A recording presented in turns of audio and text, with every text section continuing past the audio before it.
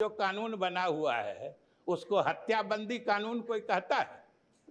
ये शराब और महोदय ये कानून हमारे नेता ने लाया था और सब लोगों ने समर्थन किया था। हम इनकार नहीं करते हैं कि आप सबकी सहमति से ये कानून बना था और बल्कि अब सब लोगों ने मदद किया।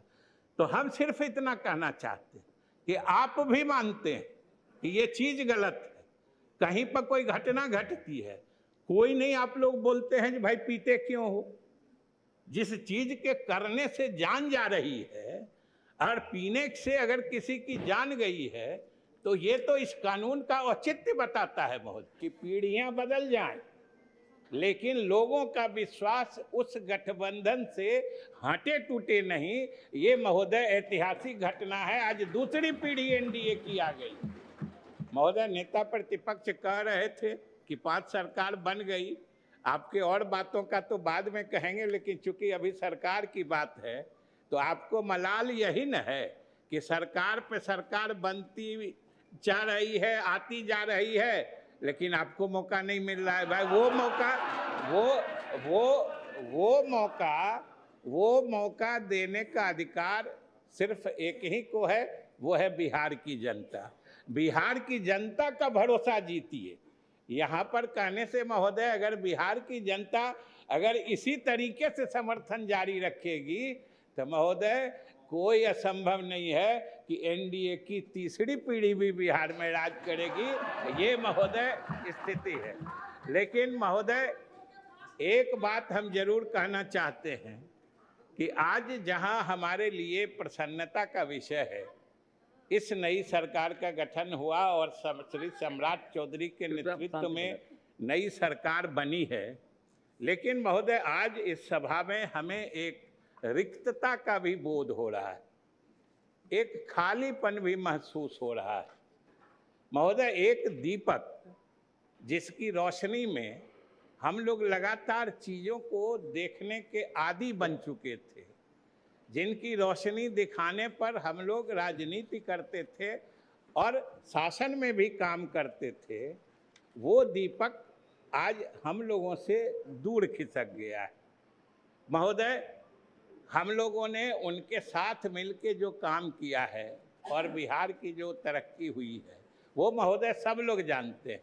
और नेता प्रतिपक्ष कह रहे थे कि 25 से 30 फिर से नीतीश, और ये अभी भी हमारे मुख्यमंत्री के बनने के बाद भी कह रहे हैं कि आज की सरकार, नई सरकार भी नीतीश कुमार के रास्ते ही चलेगी। महोदय तो फिर नीतीश कुमार में दिक्कत कहाँ है?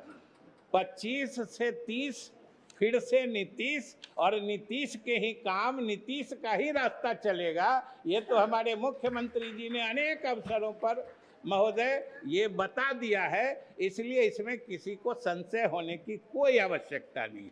हमें मलाल जरूर है कि हमें महोदय मलाल है कि वैसा दूरदृष्टि वाला नेता हम लोगों से दूर खिसक गया। आज इस सदन में, वो दूसरे सदन में चले गए हैं, इस सदन में तो सिर्फ उनकी यादें हैं, स्मृतियां हैं, भावनाएं हैं, संवेदनाएं हैं महोदय।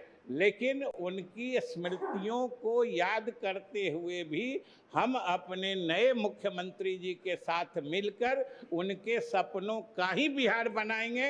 हम बिहार की जनता को महोदय आश्वस्त करना चाहते हैं।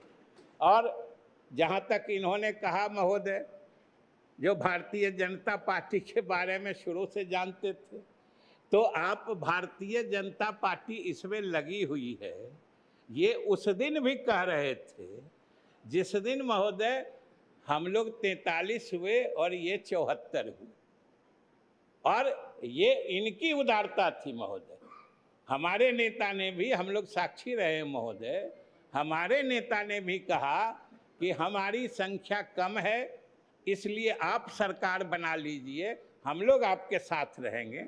हम लोग भी मौजूद थे, लेकिन ये भारतीय जनता पार्टी की उदारता थी जिसने हमारे नेता को सम्मान देते हुए उसने कहा कि नहीं, नेता आप हैं, आपके नाम पर हम लोग ये आए। अब कुछ इन लोगों को सालने वाली बात है महोदय कि ये सत्ता ये महोदय ये सत्ता का हस्तांतरण इतना सहज गति से हो जाएगा, ये शायद ये उम्मीद नहीं करते थे, इसीलिए बार बार चीजों को फंसाने की कोशिश करते थे।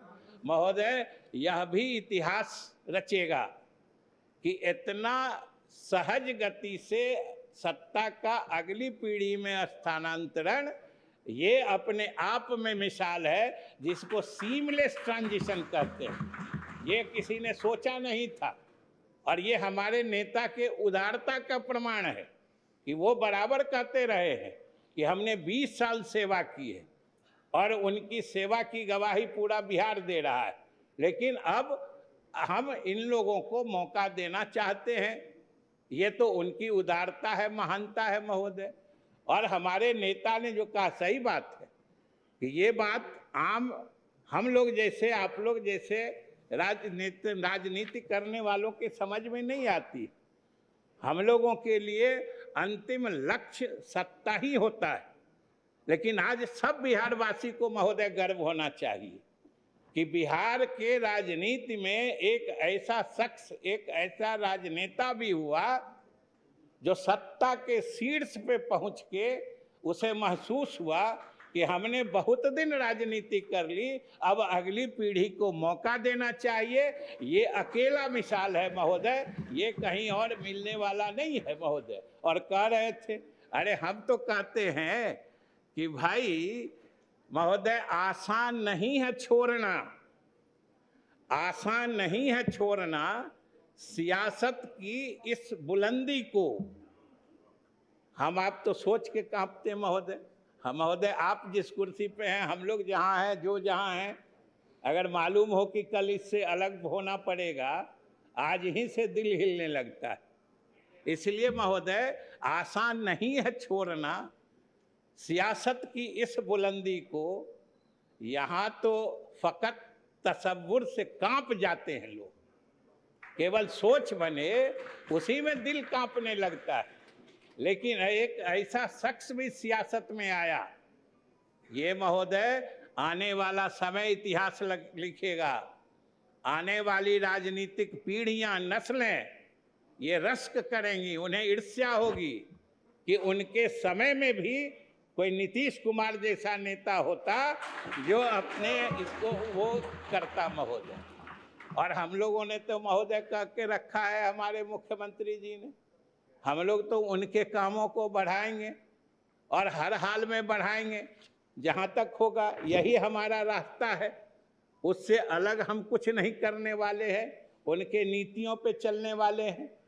और आज उन्होंने जो महोदय किया कि आज इस बिहार के सरजमी का तो हर कण जर्रा जर्रा गवाही दे रहा है कि जो इतिहास, जो दास्तान उन्होंने तरक्की की लिखी है, वो आने वाले समय में हम लोगों का क्या, आने वाली पीढ़ियों का मार्गदर्शन करेगी महोदय। ऐसा इतिहास उन्होंने लिखा है। और खास के 2-3 बातों की मैं चर्चा करना चाहता हूँ, ज़्यादा नहीं चर्चा करूँगा। कि अभी महिला आरक्षण ले लीजिए, अभी नेता प्रतिपक्ष कुछ पेच लगा के बोल रहे थे ये नहीं करो, वो नहीं करो। अरे महिलाओं को आगे आने दीजिए, जो महिला उसमें से आगे निकलने वाली होंगी निकल ही जाती हैं महोदय। आप महिलाओं को रोकिए नहीं। और लेकिन अभी मैं उस बात में नहीं, आप उस बात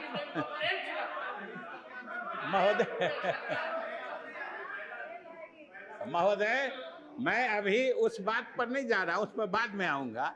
अभी मैं सिर्फ ये कह रहा था कि आज महिला आरक्षण महोदय, महिला आरक्षण राजनीति का हॉट केक बनी हुई है महोदय। जिस प्रदेश में आप देख लीजिए, चुनाव होने वाला हो या कहीं पर कोई राजनीतिक चर्चा होनी हो, महिलाओं को आगे बढ़ाना ये राजनीति का अव्वल फैशन और अव्वल नीति बन गई है, और इसका श्रेय किसी एक प्रदेश को जाता है तो बिहार है, और एक नेता को जाता है तो वो नीतीश कुमार है महोदय। ये बिहार है, और नीतीश कुमार ने जो आज पौधा लगाया, देखिए वो पौधा इतना फल फूल रहा है, और ये हमारे प्रधानमंत्री जी की महिलाओं को सामाजिक और राजनीतिक के काम में मुख्य धारा में लाने के लिए उनकी जो सोच है, उन्होंने महिला वंदन आरक्षण नियम लाया। आज महिलाओं के इसी सदन में आने की दस्तक सुनाई पड़ रही थी, जिसको इन लोगों ने रोक दिया तो इसका हिसाब तो महिलाएं करेंगी, इसकी चर्चा हम क्यों करें। इन्होंने जो महिलाओं के विधानसभाओं में या संसद में प्रवेश को रोका है, हिसाब तो महिलाएं करेंगी। हम तो सिर्फ ये कह रहे थे कि इसका भी अगुआ अग्रणी बिहार ही बना था। हम सिर्फ ये कह रहे थे, ये हम लोगों की सफलता का कारण। जाति गणना जो हम सब लोगों ने शुरू की थी, आपने जो किया हम कभी भूलते नहीं हैं। ये अलग बात है कि हम लोगों ने जो किया आप बिल्कुल भूल जाते हैं। आपने जो किया, समर्थन दिया था महोदय, हम किसी के समर्थन से इनकार नहीं करते, लेकिन आखिर नेतृत्व जिसकी सोच थी, आज आखिर पूरा देश आज सब जगह हो रहा है, सब जगह लागू हो रहा है। और महोदय तीसरी बात जो खास तौर से मैं चर्चा करना चाहता हूं, नेता प्रतिपक्ष सारे लोगों ने मिलके इस सदन में एक कानून बनाया था। उस कानून का नाम था बिहार मद्य निषेध एवं उत्पाद शुल्क अधिनियम 2016। जिसको पता नहीं, बोलचाल की भाषा में या साजिश के तहत इस कानून का नाम लोग शराबबंदी कानून अपने मन से कर दिए। महोदय हत्या के खिलाफ जो कानून बना हुआ है उसको हत्याबंदी कानून कोई कहता है? ये शराब, और महोदय ये कानून हमारे नेता ने लाया था और सब लोगों ने समर्थन किया था। हम इनकार नहीं करते हैं कि आप सबकी सहमति से ये कानून बना था। और कानून सिर्फ इतना है, ये खास के हमारे मीडिया के भाइयों को अभी हम संबोधित करना चाहते हैं कि ये कानून सिर्फ इतना है कि शराब पीने को अपराध घोषित किया गया है, और अगर शराब पीने वाले पकड़े जाते हैं, व्यापार करने वाले, भंडारण करने वाले, सेवन करने वाले, और उनको सजा मिलती है, तो ये कानून फेल कैसे है? ये कानून फेल कैसे है? और सबसे बड़ी बात है महोदय कि ये सदन का कार्रवाई, अच्छा ये भी नेता प्रतिपक्ष, ये भी क्या संयोग है देखिए। जिस दिन ये कानून बन रहा था, संयोग से हम अध्यक्ष महोदय आपकी जगह थे, आप उनकी जगह थे, और ये हमारी जगह थे। देख लीजिए महोदय, ये कानून जब बना था, ये कानून इस परिप्रेक्ष्य में बना था, सारे लोगों का समर्थन था। और आज अगर कहीं से कोई संदेहास्पद मौत मिलती है तो जैसे लगता है कि सारे लोगों का बस एक ही दायित्व है कि साबित कर दो कि ये जहरीली शराब से मौत हुई है। हमारे मीडिया के साथी भी लग जाते हैं। ये कोई नहीं कहता है कि पीना गलत है। शराब पीने, गांधी जी ने कहा था कि शराब पीने के बाद आदमी का व्यवहार पशुवत हो जाता है, जानवर जैसा हो जाता है। सरकार ने, हमने संविधान में महोदय अनुच्छेद 47 देख लीजिए, उसमें हमने ये वादा किया है देश की जनता से कि औषधीय प्रयोजनों को छोड़ के, मैंने जब दवा दारू के रूप में लेना हो, हम कोई भी नशीला या मादक पेय के व्यवहार को रोकेंगे। ये सरकार को दायित्व दिया गया है, सरकार से अपेक्षा की गई है। और महोदय हमारे मुख्यमंत्री जी ने इसमें पहल की, अब सब लोगों ने मदद किया। तो हम सिर्फ इतना कहना चाहते हैं कि आप भी मानते हैं कि ये चीज़ गलत है, कहीं पर कोई घटना घटती है, कोई नहीं आप लोग बोलते हैं कि भाई पीते क्यों हो। जिस चीज़ के करने से जान जा रही है और पीने से अगर किसी की जान गई है, तो ये तो इस कानून का औचित्य बताता है महोदय। और मैं बधाई धन्यवाद देता हूं मुख्यमंत्री जी को कि इन्होंने साफ साफ कहा है कि ये कानून है और आगे भी चलेगा।